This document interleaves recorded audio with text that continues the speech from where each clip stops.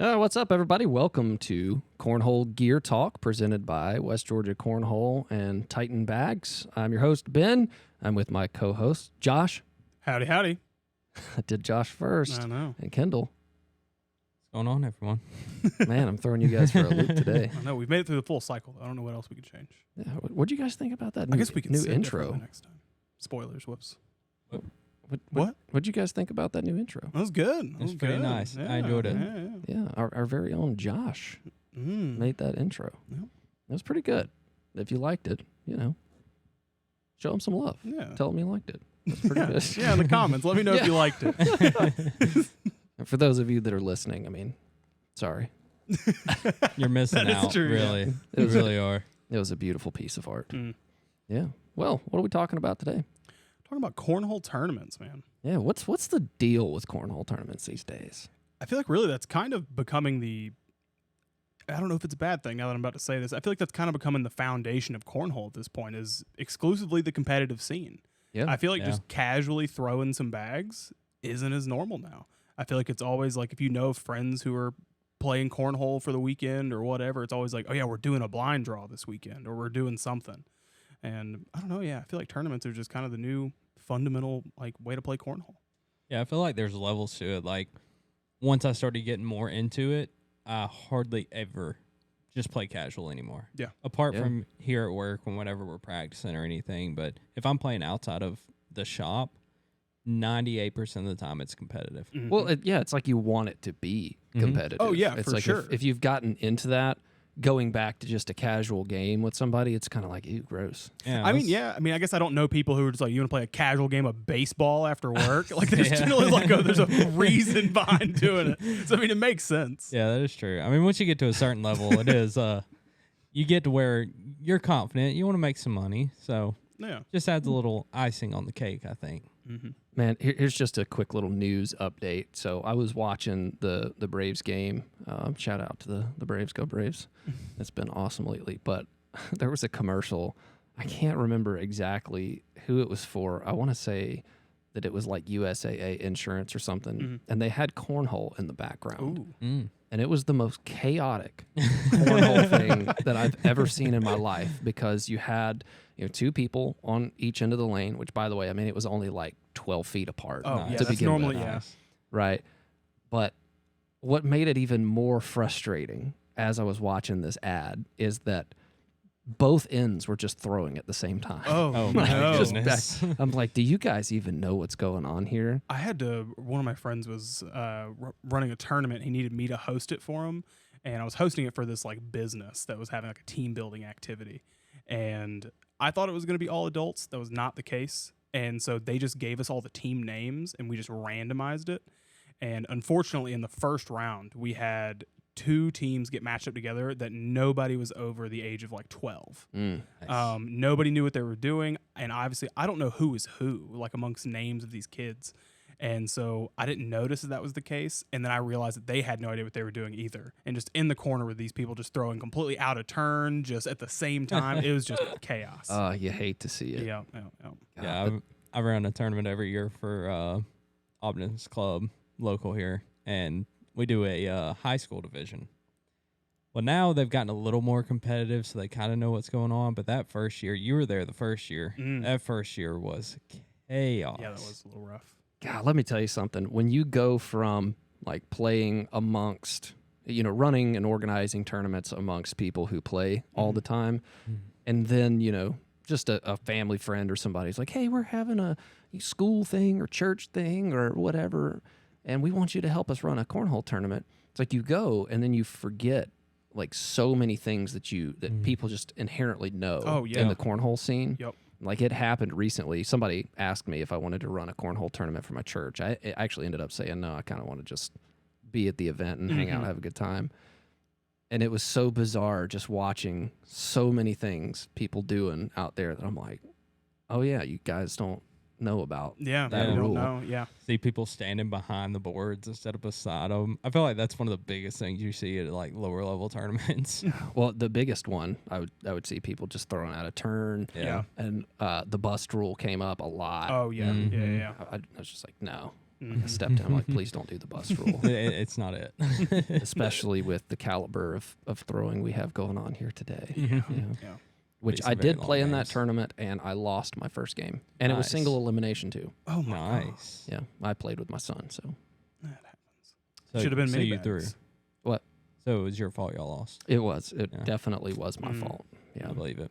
we got matched up against the second best team to start things, and it didn't go our way. Well, It you know, happens. it happens. It happens. Yeah, my son was like, "Dad, when do we get to play another game?"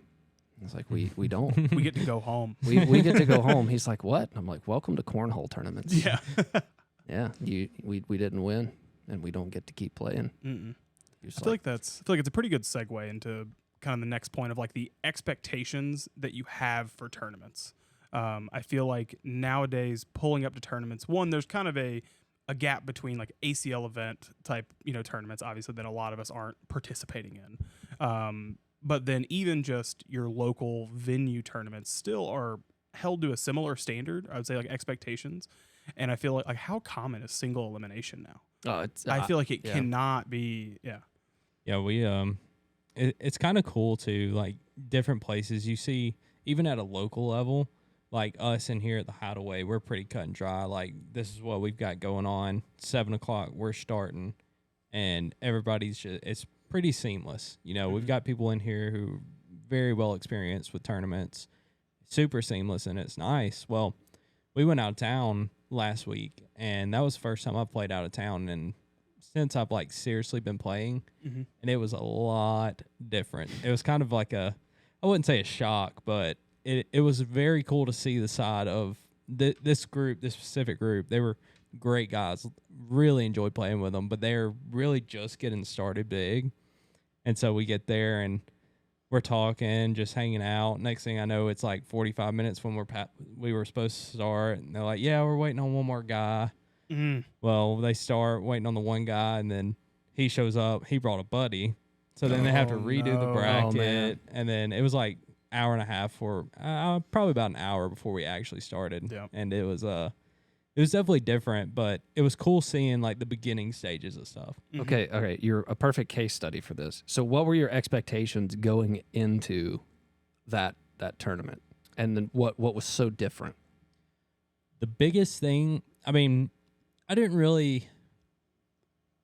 I don't want to downplay these guys 'cause they're great guys. Like I said, they're just getting started. They've got it figured out. But like I said, getting started, there's a big learning curve with all of it. I mean, we've been doing it at the Hideaway for almost 3 years now, and we're still learning as we go. Yeah. But I wasn't expecting much. I was expecting to pull up and there'd be like one, maybe two boards, run a quick little blind draw, and that'd be it. And it's pretty much what we got. I mean, the biggest difference for me were the boards.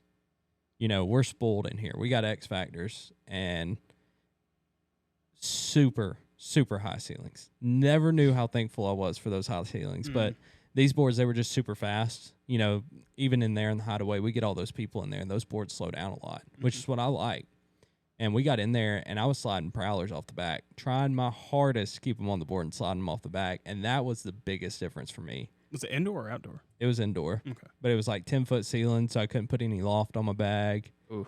And then they were fast. But, I mean, apart from board conditions, as far as the actual tournament goes, I was actually really impressed. I kind of went into it not expecting much just because I knew it was a newer group of people. But we've touched on Holios a lot lately. They make it so easy. And so they were able to get it going. It was pretty flawless, apart from the how long it took us to get started. It was pretty flawless. I mean, it was nice. It was definitely comparable up here. That's good. That makes me want to talk about like where our league and tournaments came from. Yeah, because I feel like I started working I'm guessing right after the previous league had ended, because I'd heard everybody talk about it going playing at the AMP, but I'd never witnessed it or been around it. Yeah, I don't know. Yeah, so where we're from, we have an amphitheater nearby that's really nice. Like it's super, super nice. We're talking about it's got tiers that go up, and then each tier has AstroTurf, like nice brick walls, and I think we were able to fit 22 lanes of boards out there. And it's covered. Yeah, as it's well. it's covered on top, so it's shaded. Like it's super, super nice. And there's a nice stage up there for us to set up our director's table and everything. And the way that we did it, if we want to like be comparable to anything, it was kind of like round robin ish type stuff, where we had these dry erase like boards that we would hand out to the teams, and they would play 5 games. So you would be randomly drawn out of a hat to see who you played that night, and they would play each game and then write down if they won, lost, what the score was, and all that. And then we would take that data, we would put it in a Microsoft Excel spreadsheet, and that is how we calculated the rankings and all that stuff. Oh, wow. And occasionally we would have, you know, a guy who spilled his beer on it and it smudged stuff. And so I'd have to like call up both teams to verify, like, hey man, is this right? Yeah, but man, it was super fun too, because we had like a I guess if you want to call it like a little TV stream the next day, talking about the rankings, because nobody could see it live at the event. Yeah. And that I missed that part. That was kind of cool. And we would do giveaways on that show and everything. It was like super like overproduced for what it was. But man, we had like this big booth and everything. It looked like a news station almost. But yeah, that's how we did it. And then at the end of the season, we would have, you know, the top teams in a bracket that was double elimination. And I mean, we're talking like, you know, paper writing out the brackets and everything. And eventually, I'm sure some of you guys out there will recognize Challenge. There's another like bracket service that's out there, but we used them later on whenever we discovered them. And then, of course, like the development of Scoreholio and everything, that became a big deal. Because as far as I remember, Scoreholio existed during some of that time, but it was just a scoreboard. Yes. That's all it was. Yep. There was no bracket management or anything like that. And so when they announced that they were going to be doing bracket management, we're like, oh, that's pretty cool. Let's see how this works. So, yeah, that was neat. Yeah, it was kind of cool. Like, when I first started playing, getting into it, really, it was right when Scoreholio started to become a thing. They had good brackets and everything, but we still hadn't developed the hideaway. And so we were just doing, you know, we'd pull 4 sets of boards out in the front of the shop, and we'd run a blind draw out there. And it was really fun seeing that part of it too, and then moving straight into the hideaway league. It was cool. Yeah, if you guys aren't familiar with the hideaway, like if you have no clue what we're talking about, that is like our venue that we have here it's inside our manufacturing facility, so it's pretty neat. Got like a big glass garage door so you can look out into the production floor, see where the boards get made. But yeah, it's a super nice place. We've got AstroTurf in it. You know, we got all kinds of cool decorations in there, some couches, and we got basketball in there now too. We got some Pop-A-Shot. Yeah, man, it's fancy. Oh yeah, we got a big rec center here. Yeah. Speaking of, I need to blow up those Pop-A-Shot balls. We're putting in a swimming pool next week. Oh, whoa. That'd be exciting. Yeah, the floor's going to retract out. Oh, I'm out for a week, and we get all these plans. Fill me in on what else we're doing. Just kidding. Yeah, This is unrelated, but this was at my high school, and I think it's a very common thing where like seniors tell the freshmen that there's like a pool underneath the gym. Yep. It makes me think we got to tell new employees during the summer the pool comes out. That's a new thing. Okay, so cornhole tournaments. Obviously, there are players across the spectrum of player types that have come to love the game of cornhole at different times. And throughout that span of time, the concept of a cornhole tournament has drastically changed. Yeah. Right? So a long time ago, somebody would have told me about a cornhole tournament. In my mind, I'm thinking, okay, a cornhole tournament, that's where people of all skill levels come together in the same tournament. And nobody's going to be throwing 11 PPR at this thing. Yeah, like, you're like crazy people are throwing like 8s. Right. Yeah. So I'm showing up. We're going to show up to this cornhole tournament. I don't have bags. There's going to be bags there. Yeah. Right. And it's most likely going to be a fundraiser. It's most likely going to be, something to do with another cause of some sort. It's never really going to be a competitive event for the sake of itself. Yeah. Right. And then, like, further on down the years, that's when you start to see all these people who keep winning these tournaments, like because you know, like it was always the same people winning the cornhole tournaments, right? And those people were like, "This is getting old. Let's have all the cornhole tournament winners start playing together." That's when you started seeing the leagues pop up. Yeah.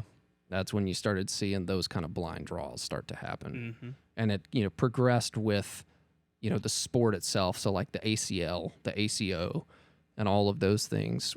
As those were starting to develop, those types of people and players started to become more prominent. And that's when you had the more elite, I would say. Yeah, I would say, yeah. Leagues and tournaments happening. Yeah. And so you've got several different distinctions, I would say. You've got like the big dog tournaments, so your professional ACL tournaments, and then your open tournaments and stuff like that. All right, then you've got just well-known cornhole tournaments like Spencer's and Bag and Bash and those kind of like the bigger event festivity kind of things. And then you've got your local small stuff. So that, in my mind, still to a degree comes across as it could be the charity event. It could reflect back on whatever, but it also could be just a league like what we have going on here. And then you've got the stuff that happens like at Chips, right? Love it. So you've got like just this, hey, you know, we've got this thing that happens here. It's a burger bar. We're going to play on a couple of lanes or a lane. A lane. Yeah. Yeah. And just have a place for people to come and hang out and play cornhole. You know? Yeah, and I feel like there's different vibes at all of those events. You know, you get into the ACL events, of course, everybody knows it's professional athletes and super serious. You know, you go there, you're going to see some high-level play. And those can even be fun to watch. And then, of course, you move down to like Spencer's, Bag and Bash. It's still the same level of athleticism, but it definitely feels like more, I don't know a good word, I'd say vibey. Like, you know, you can kind of hang out with people and more. People are more willing to talk. You're having a little more fun. I feel like it's more about the culture. Exactly. It's still very competitive, but it leans heavy into the culture. And then you get on down the list. Of course, everybody's got their own little local place they do, like you were saying. But you get to some of those burger bars like we do on Wednesday night. Oh, my goodness, dude. It's so fun. It's like those kind of tournaments and get-togethers. Those are the foundations for the game. Oh, for sure. Yeah. And it's like they best represent what cornhole is and what it's about. And then it's like it builds up from there. You know, you got the filtering process to have all of your ACL pros that they go to those big, you know, high-level tournaments and everything, but they also do these small, like burger bar kind of tournaments. Yeah. I mean, we do 2 leagues a week. Every week we're playing in 2 leagues, but then we take that Wednesday, splits them right in half, and we go to the burger bar, and we just hang out, have fun with everybody, and throw bags. And it's a great way to break it up. Because for a while you were doing 4 days a week, weren't you? For a while I was doing 5. Jesus. I like cornhole, but not that much. It was fun for a while. I got my shoulder started giving me issues, so I had to cut it back to 3. But I think we're about to bump it back up to 5. So the itinerary here says what makes a good cornhole tournament. I want to flip that. Okay. I want to walk into it backwards. I want to say what makes a bad cornhole tournament. Like when you show up to a tournament and you see these things, what goes off in your head that you know, all right, this is going to be interesting. I'd say boards. Yeah, or just different styles of boards. I think it's a big red flag whenever, even if there's 4 lanes or 40 lanes, if there's not one consistent build type across those 4 to 40, it's a bit of a red flag to me. Yeah. I'm sure it'll be a great time and I'll have a good time, but I'll have questions. Yeah, because I mean, going back to our experience last week, that first lane, it was a brand new set of boards, and they played great. I played really well on those. We moved down to lanes 2 and 3. I was not hitting anything. I looked like I just started playing. And for me, that is like low ceilings don't bother me as long as the boards are good. I've got a low throw anyways. Oh, see, that throws me off. I can't do it. Yeah, you do have a pretty lofty throw, so. But, I mean, that kind of stuff, I feel like you can adjust, you know, go to a slower bag, you know. You can make adjustments for most of that stuff. If you've got a board that is just so fast and I mean, even with a low ceiling, you can't loft it enough. Mm-hmm. You can't keep it on. At that point, it's just like, I'm having fun, kinda. Yeah. But I as long as they're consistent, it's not as bad. But yeah, that's my big thing is boards. My thing is just even if they're the same speed, for some reason it's just a different mental thing when I go between sets. Because I feel like if there's a set of X Factors and it's it's like I'm driving a Ferrari around for one lane and then I got to go down and drive the 2010 Jetta. And, like, I don't know. Yeah, I get that. I've gotten a little more accustomed to it. It's one of the leagues we play in. It's got a bunch of different boards, and I think he does that just so people can try different stuff. But I've adjusted to it a little bit. But I'm with you. If I can have all X Factors, oh my goodness, it's so much better. It's we're spoiled. I'll say that. One of the things, and this is both a pro and a con at the same time, is when you come to a tournament and you realize that you're the only person who brought your own bags. Yeah. So, like, the first thing that pops into my head is I've got a good shot at winning this. Yep. But the other part of it is this is just going to be awkward because people are going to be like, why did you bring your own bags? Yeah, and then there's also a lot of pressure of just like, well, let's show what you can do, Mr. Cornhole Man. Right, yeah. You miss one bag, and they're just looking at you like, huh. Oh, he's not that good. Dude, I got invited to, it's the funniest story. So my wife's aunt, right? So she's up there in age. Mm-hmm. She called me. Wow. Don't She was hear like, this. Did she watch this? What she called me. She's like, my church, our Sunday school class. Mm-hmm. All the Sunday school classes are having a cornhole tournament where they're going to be battling it out against each other. Oh God. That's Well, a lot of people. our Sunday school class is like the 65 plus ladies, like age, yeah, right? And like we're not going to do this, so we're just going to recruit the big guns to come. She's like, we know you play cornhole. Why don't you come and play for our class? I'm like, all right, we'll see how this goes. So I show up. Mm-hmm. Of course, every board like came from Dollar General, Yep. and everybody has these bags that are just filled with rocks and half-eaten corn inside. And I pull out my tyrants. Yeah. And the first thing, this guy looks at me and goes, "No, you got more for the rest of us?" Oh, I'm like, "Oh man, this is awkward. Yep. this is already gonna be interesting." I ended up taking second place at that tournament. Who beat you at this tournament? There was some dude that was just really good. Oh, he just also played. He also brought his own bags too. Oh, okay. Yeah. That's Apparently, another Sunday school class did some recruiting. So, Yeah. I did get a gift card for getting some ice cream at the Buttered Udder. Shout Oh, out I to know you were Buttered happy Udder. about that. I was pretty happy about that. Yeah. Yeah, other than general equipment, I mean, that's all stuff. I try not to be too upset about it because, people get what they like. I mean, everybody down there where we were at, they loved the boards. Mm-hmm. So, you can't really get mad about that kind of stuff. But the next big thing for me is beer and refreshments. Explain. Like whenever we go to Chips, we're right there. We got a good burger, a great burger. And even when we're there, they do free sides for that day. So we got really good burger, beer, ice cold right there beside you. It's super nice, Whenever, like when we play here, I always forget to go get beer beforehand. So I'm like about to start my first game. I'm like, oh no, I didn't get beer. So Well, that is nice that's having on all the you. refreshments. Oh, Yeah, I mean, it's yeah. 100% my fault, but it is nice when I do forget, like I always will, I do to agree. have the And like, refreshments there. it kind of adds to the success of having cornhole tournaments and like kind of blind draws at bars because you do have access to those food and drinks while you're doing stuff. Because obviously we have the luxury of we can use like the refrigerator in our break room, but otherwise like you got to pull up with a cooler and like, am I bringing like a little bag of snacks or something? Like I don't know. That stuff doesn't really bother me, but I can definitely see the convenience of having it at a place. Yeah, that, and then just general room. That's another thing. Like for us, we moved an entire wall, and it made the experience here so much better. Oh, so much better. Yeah. Well, another thing that this isn't necessarily a negative, but it can be sometimes.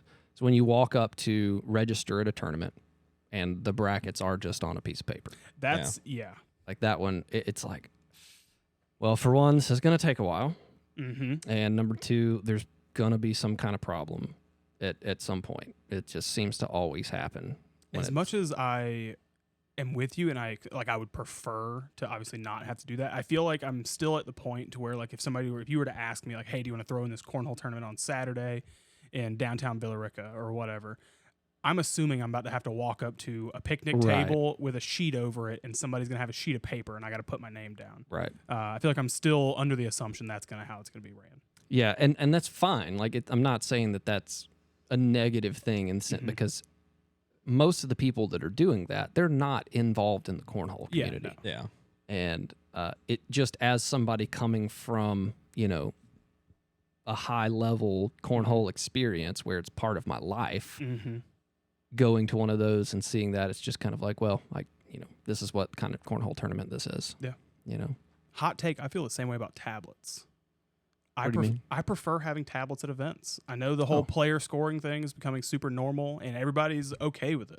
But I don't know. To me, like, the experience of having tablets on scorekeeping towers throughout the event, huge plus. Yeah. Yeah, I feel like if you would have asked me 6 months ago, I would have been 100% on board with you. But, I mean, now I'm either or. It is nice not having to use my phone, but if I've got to use my phone, it really doesn't even bother me now. And being able to look down and see the score on the tablet, I would prefer our score mate with the clips over player scoring on a phone. Really? Yeah. Hot that take. is a hot take. I know. Very hot take. I like being able to look down and look at the score or turn around and look at it. I don't know that. I feel like that aspect is. What do you like? Turn your phone off every time you put the score in? Well, I'm not just sitting there holding it while I'm throwing in my other hand. Well, I mean, as long as they got somewhere to place the phone. Yeah. Well, yeah. I mean, I guess like if there is no like score mate or anything back there, then I would be a little bit frustrated by that. Yeah. But it's like, I mean, if it's going to be a score mate that I can use player scoring, that doesn't bother me. Yeah. But I don't know. I mean, I guess like I do enjoy the luxury of having a tablet that's there. I want an iPad Pro down there. Yeah, one very interesting thing I've been seeing lately too is just the diversity of the tournaments in certain areas. Around here we do a lot of bring your own partner and a lot of blind draws.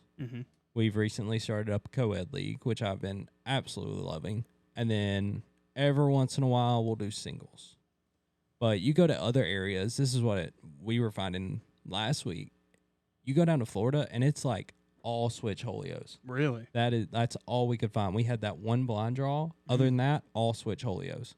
Interesting. That was very interesting to me. And you see it on Addicted a lot too. Addicted to Cornhole. You see different areas tend to lean more towards different styles of tournaments. And I'm not the biggest fan of switch Holios. They're fun every once in a while, but I love them. Yeah, see, like there's some people who just that's what they want to do. And that's what I was seeing a lot of down there. It was just switch Holio after switch Holio. I feel like the pacing of switch Holio is nice. I feel like, I don't know. It's good stuff. Yeah. I have the best time playing whenever I'm doing a switch Holio. Like if I'm, obviously if I'm going to go to like some hyper competitive thing and I walk up and it's a switch Holio, it'd be kind of a little bit weird. Yeah. I think. But, if I'm going to hang out with people who play competitive cornhole, but also are just like, we like to have a good time. I have the best time playing switch Holio tournaments. Yeah, see, like if I was up here, like whenever we do our work tournaments, the switch Holios, I have more fun at those than I do just about any event. Yeah. 100%. Yeah, I agree. But I feel like switch Holios for me, the way I see them, are more casual. They fit more into that category with the burger bar type game. Yeah. I can see that. But it is interesting seeing like some of those. There's a pretty big group of pros that are down there in like the middle part of Florida, and that's what they're doing the majority of the time is switch Holios. And I wonder if that has anything to do with it, with there being so many pros there. They prefer that instead of getting beat up on by two pros every week. I mean, that is possible. Maybe it has to do with, we're going to try to keep this as fun and as interesting for everybody that wants to be involved. If they're just really high caliber players. I guess, if they run the risk of a local pro showing up, then like they're like, no matter what, it'll end up kind of working out. Yeah, that's not bad. Yeah. That's a good way to look at it. I see the benefits of them. They're like I said, they're fun every once in a while.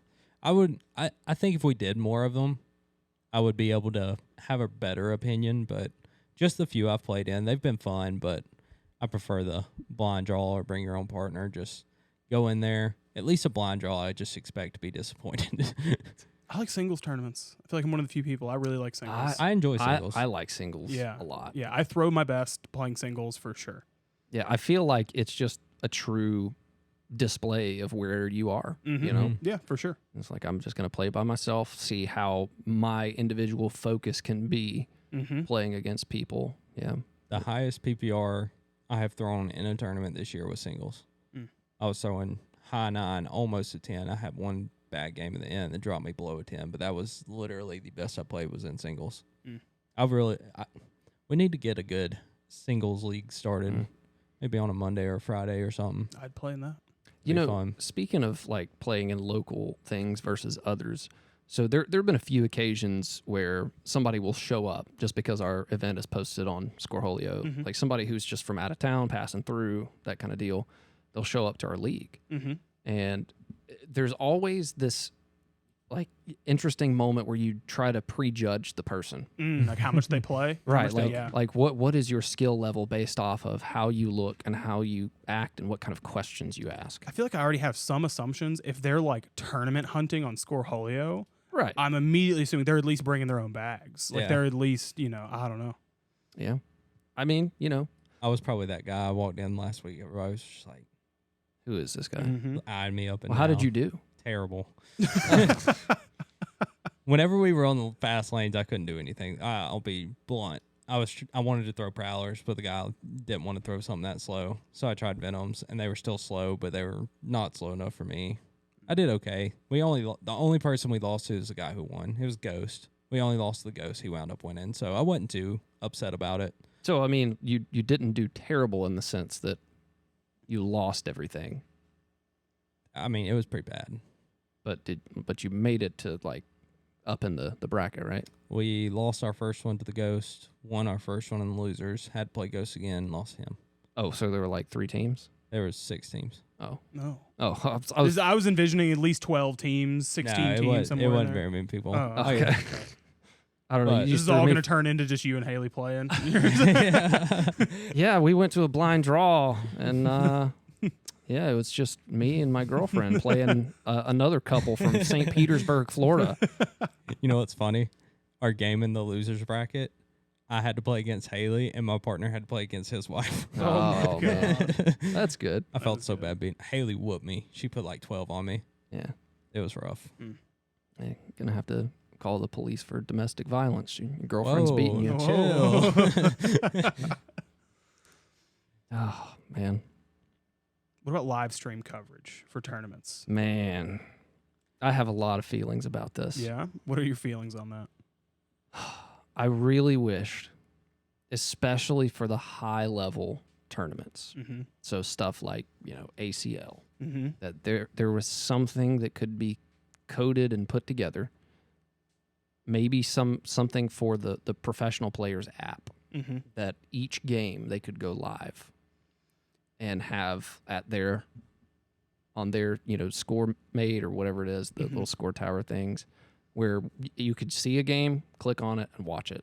Yeah. I know that's like incredibly difficult to have the like server space and all the bandwidth for something like that at an event, but man, that would be so cool. Yeah. It would be so nice. And then of course having your live stream lanes, like your main ones set up. Like I really enjoy having that ability to watch those kinds of games. I just wished it would be a lot more central, like one location, make it easy. Because the way that I do it right now is I'll follow the brackets, see what game is popping up. And if I'm following specific players, then I'll go to their Facebook pages, try to find their live stream. Yeah. And it's like, come on, somebody do something. Hear my pleas. Yeah. Like, at one point this weekend, I had 4 different people's Facebooks pulled up. I had the ACL Facebook, the ACL YouTube, and then like 2 or 3 other people that were on the live stream. And I was like, my goodness, what in the world is this? It's like I would pay money for that. To be able to watch the stuff. Like, I would love that. I would pay $20 a month for that. Yeah. I'd make that deal. I'd make that deal. I'd make that deal. I'd make that deal. Yeah. Yeah. Yeah, even if like I don't know. I was thinking of the last national I went to. I think there were a little over 100 lanes, like 120 maybe. I feel like even if they just added like 10 to 15, maybe there weren't that many lanes. I was trying to remember. Anyways, even if they added like 5 to 10 lanes with like a phone propped up, like or mounted to it, and just increase the chances of being able to see these extra games. I don't know. Yeah, and just put that on the player app, something like that. I feel like it would be nice. Yeah, that would be awesome. Mm-hmm. That is one of the hardest things to do is follow along. I mean, you can follow along stat wise, but it's a lot nicer being able to actually watch the game. Yeah. I feel like, too, it would kind of take away from it, but whenever I am watching the live stream and, like, Adam pops up, I'm like, yes, finally. Yeah. It is a good feeling, but it would be nice to just be able to all one spot. It'd be so nice. Gosh, so, I mean, one of the things that we want to talk about is what goes into running a tournament, like getting that stuff set up. Like, what kind of wild requirements would that take to have something like that? I mean, you would have to have an app for the players. You would have to have a private network for your larger stream exclusively. Yeah. Because they can't sacrifice the broadcast lanes for high quality on the phone streams. Yeah. Like, as much as even that we would want it, they couldn't have that as the primary focus. Yeah. And I mean, you would have to have so many dedicated, like, channels for. And people. Yeah. You would have to have just so much, like, dedicated, like, I guess, dedicated URL space for it, too, within your domain to be able to broadcast out that many streams at one time. It would be insane. Because even just setting up a tournament outside of broadcasting takes a lot. Yeah. Because I know when we were in Pennsylvania, they had like the big pro group chat that everybody's in. They like reached out in there to see if any of the pros could help them like set up for the national. Obviously, a lot of people were like, "No, I'm not doing that." Yeah. But a handful of people, they had to show up and help set up the tournament that they're about to play in. God, yeah, I can imagine. Awkward. Yeah. I can't imagine a national event because even, I mean, you saw it whenever that tournament I put on every year. It's a lot of work. I mean, even something simple just around here, it's a lot of work. I mean, on the back end, you got getting the sponsors. You know, some of these all the like fundraiser charity events. A lot of people they'll sell boards, and that's how they'll help raise money. Put some of it to payouts, put most of it to charity, and that alone is a lot of work. And then, of course, getting them all produced, and then set up. I mean, whenever we do that tournament, we run, I think it's 25 lanes. And there are people there at that gym at 6 a.m.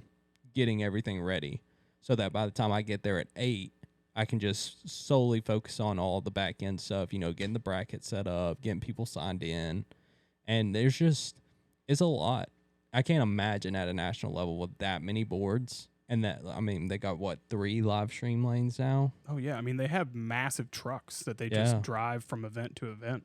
Yeah. Well, heck. The difference between like an ACL tournament and say something like Bag and Bash or Spencer's is that the ACL tournaments, it's pretty cut and dry, with what is known to be happening at this thing. So you're going to get to the venue, you're going to set the boards up, you're going to set the score towers up, you're going to make sure that you get the tablets clocked into the right lane, you're going to make sure all the network is good and all that sort of thing. Which, I mean, that in and of itself is a lot of work. Yeah. Yeah. But then when it comes to running an event like Bag and Bash or Spencer's, which, like, for the record, like, I'm not putting those two things in the same category because Spencer's is a monster of a tournament. Like, to think about Spencer's, I mean, they have to have logistics coordinators for freight shipments that are coming in. They have to have logistics coordinators for the property, security, for the food vending, because there's all kinds of food. Oh, yeah. They have all of these musicians coming up. They've got this big stage. So they've the production crew, like the audio. They have their own like internet hosting provider that's coming out to manage that stuff.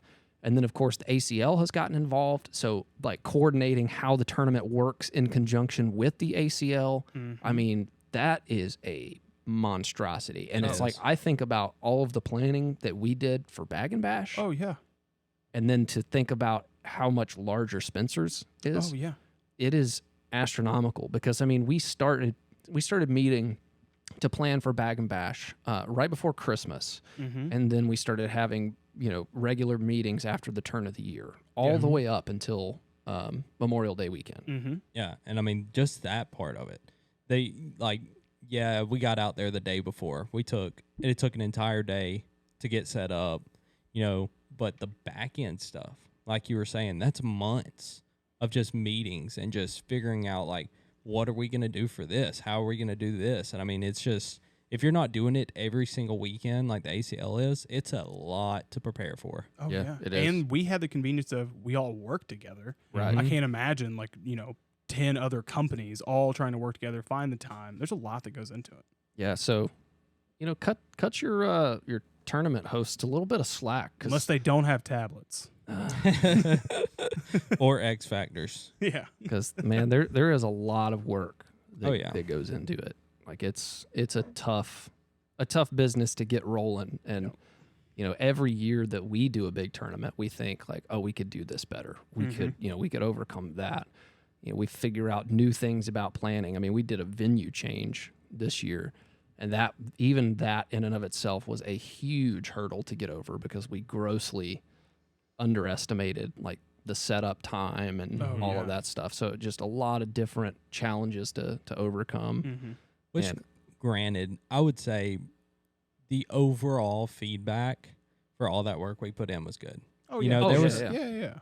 Everybody, it seemed like majority of people really enjoyed it. I think we only had a handful of hiccups.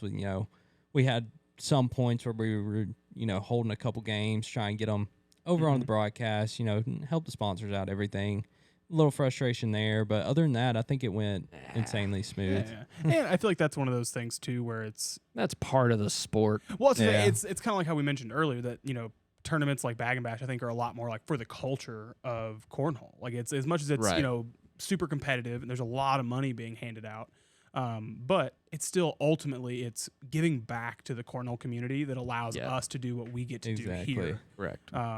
So yeah, I feel like everybody pretty much was happy.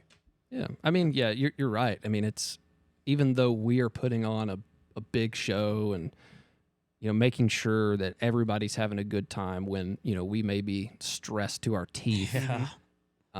The whole idea is that we want you guys to feel appreciated and have a good tournament, a good atmosphere, good vibes, because it's because of all those people that we get to do what we do. Yeah, Exactly. 70% of the people there are the same people who buy the occasional T-shirt or scoremate or board from us, and so it allows us to be able to do that. So yeah. One of my favorite things that has happened throughout the evolution of the game is going to different tournaments. The ACL events, different tournaments just throughout the country, and seeing people I've never met before wearing a Titan hat. That to me, that makes me smile. Oh yeah, I To love know it. that somebody who has no idea who I am, Mm-hmm. bought something from me, and we have some sort of like a connection point Yeah. as a result of that. So that's neat. Yeah. Yeah, it's really cool. We go all over whenever we're traveling. There's been twice now where we've gone to a bar or something. We're literally just eating. I'm not there to play cornhole. And then we look up, there's a West Georgia cornhole board in the corner. Yep. And it's like, whoa, I probably had my hand in that at some Yep. point. Yeah. It's really cool to see. Yeah. That's always super exciting to see. It's Mhm. like I went to a brewery not too long ago, and I show up, I'm like, there's our boards. Yep. Yeah, Yeah. I know that how these are going to play. That's always fun to see. it's really cool.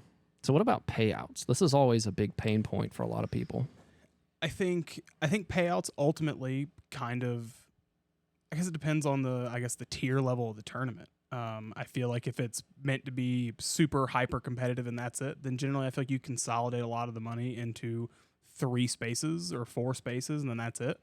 But I feel like once again, if it's a little bit more for the culture, generally I feel like you see longer payout lists. I feel like you see like the money gets spread out a little bit more. Yeah. And I think a lot of it is because it's not just about who wins. I feel like it's also just about who participates. Yeah. It's about what kind of competition you can have. Yeah. Yeah.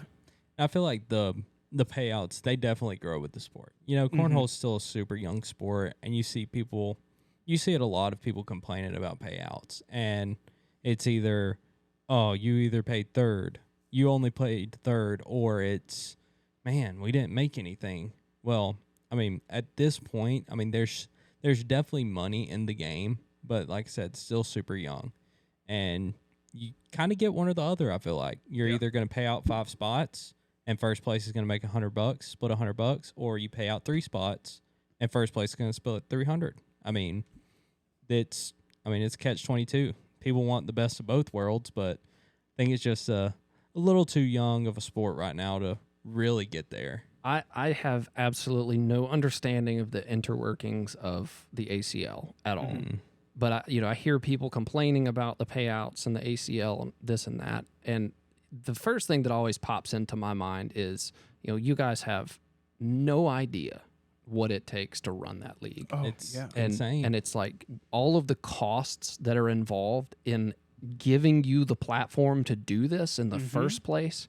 Like, I can just look around at some of these events and just immediately start seeing stuff. Like, let the boards alone are very expensive. Yeah. You've got the relationships and licensing and stuff with CBS and ESPN. That's what I was going to say, yeah. Paying for the people who can handle those kinds of logistics, which is not cheap. No.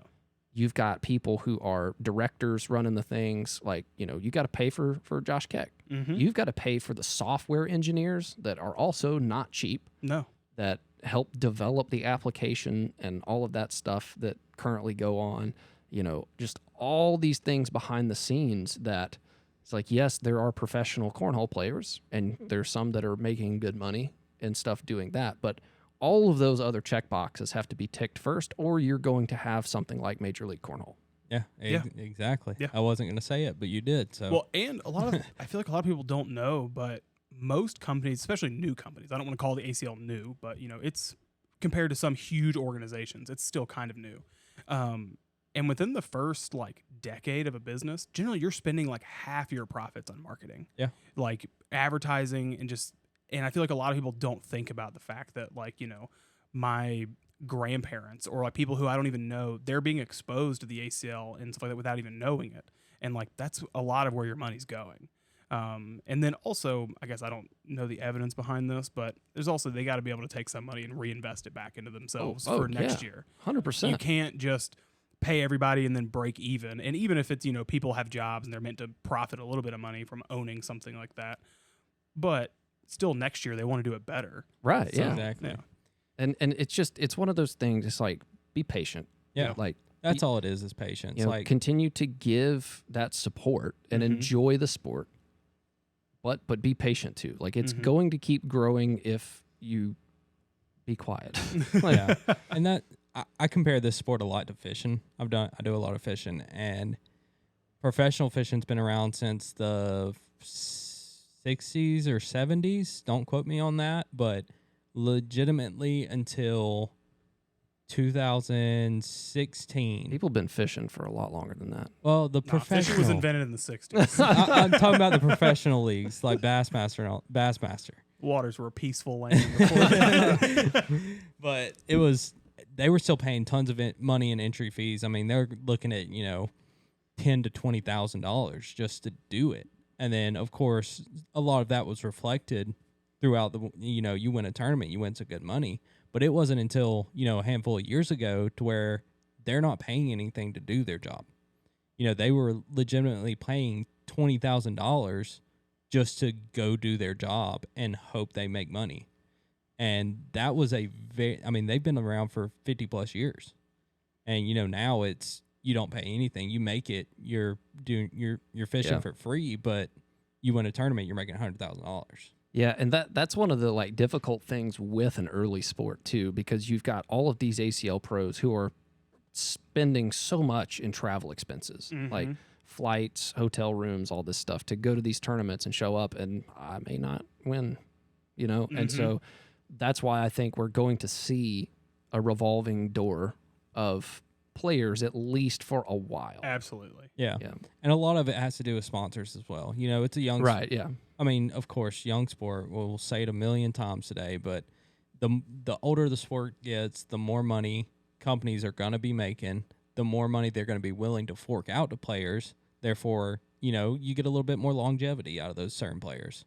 Yeah.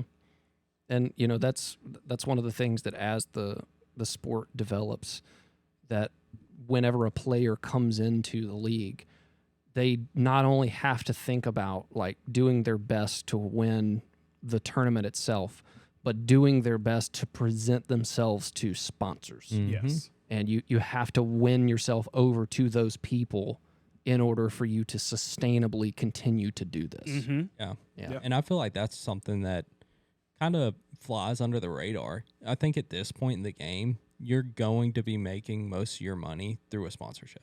Yeah. And it's not always about who throws the highest PPR.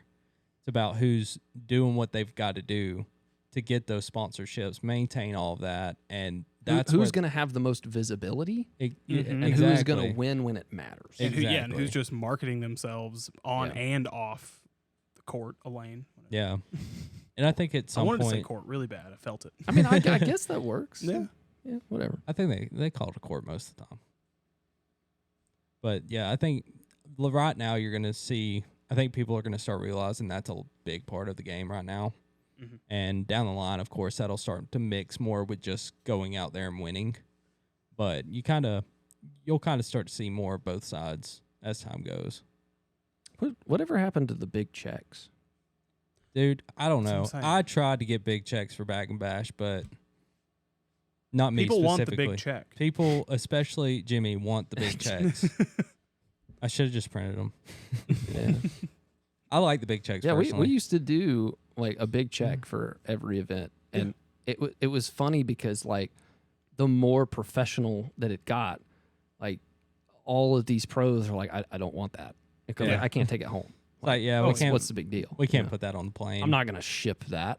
Yeah, Like whatever. it makes sense, but if I go somewhere, I get a big check. I'm making sure that gets home. I Oh, don't yeah, care if how I- much it costs me. Yeah, if I get like 12th place and I get a big check for $7.50, I'm hyped. oh yeah, that $7.50 sounds Yeah. like I just took down Yeah. the world. Yeah. Dude, that's great. I think Then that's, if your payouts suck, get the big checks. There we go. I think that's the way you That's fix bad how- payouts. Yeah. Exactly. Yeah, I think the ACL just starts keeping 90% of everything. It just starts using big checks. Good to go. Yeah, you got second place. Here's your 2 cents, and here's a big check. Big old check. We spent more on the check than we did on your payouts. Oh my god. Oh gosh. Mark Kruger decided it would be funny that one year I think I got like 90-something place, and he gave me a payout envelope Oh my. that had a penny in it. There Is you that the go. one on And- your whiteboard? Yeah, and it says almost last. Yep. It's so good. Oh, I like the big checks. I think they should. I think they need to come back. Winner's circle, big checks, big speech, whole 9 yards. I like it. the big speech, man. Yeah, Ooh. big speech. Have Shout you out been to to sponsors. have you been to a tournament where they have like a press review or something? like cornhole tournament? Yeah. Bag and Bash 2024. Oh, dude, that would be fun. Yeah. Like just have like a big thing set up on the stage, have like the background, Have and like all the, 30 microphones, but Yeah. it's just you talking to them on it's the just other end. all of them are Yeah. That'd be just sick. disconnected except for one. Have a bunch of different like fake news channels. Oh. That'd be great. Slight good. plug real quick, relating with what we're talking about. When Jay and Jordan won the pro shootout this weekend, I was sitting on, which first of all, I was eating dinner with my family, but I couldn't take my eyes off the phone. They won it. I jumped up. I was freaking out. Everybody's like, what are you doing? I was like, our boys got it done. That's what I'm doing.